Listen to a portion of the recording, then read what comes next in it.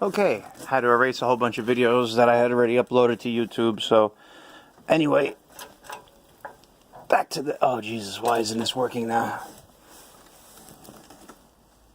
Am I actually on all the way?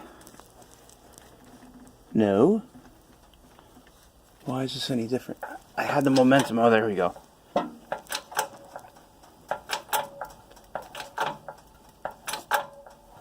But I used a rag and I went like this, and I got all the grease out there because it can create a hydraulic effect and actually allow it to not seat all the way.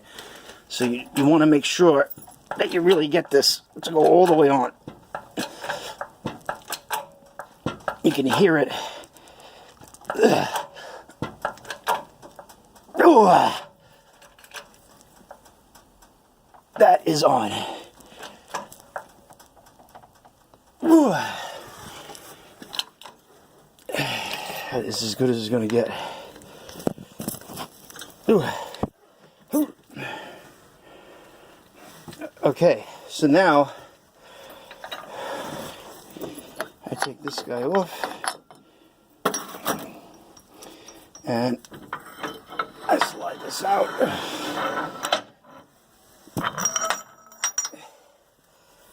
That stuff stays there, and now you have this setup completed. You have the bearing on in the proper place, you have the spacer on, it's bottomed all the way out, and you have that seal in that sealing, on that sealing surface.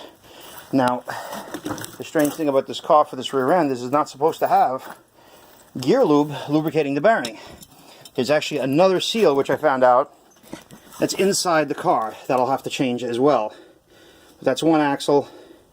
It's all pressed on. Got to do the same thing with the other side, and it should be alright. I don't need to make another video for the other side. I'll just get to it, and then I got to change the seals on the rear end and put these axles back in. I may just wait because I want to do other parts of the brakes, or I want to start welding that chassis. I have to work tomorrow, so I probably won't bother with the chassis, so I'll try to get some of the brake stuff done. Maybe I'll do these, I don't know, I'll see.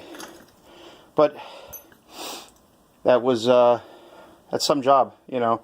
And I got to pack, you know, put more grease in the cup area, and the grease has to stay in that small place. Like I said, there's a seal in there that seals on this surface right here, and that prevents the axle gear fluid from coming to the bearing.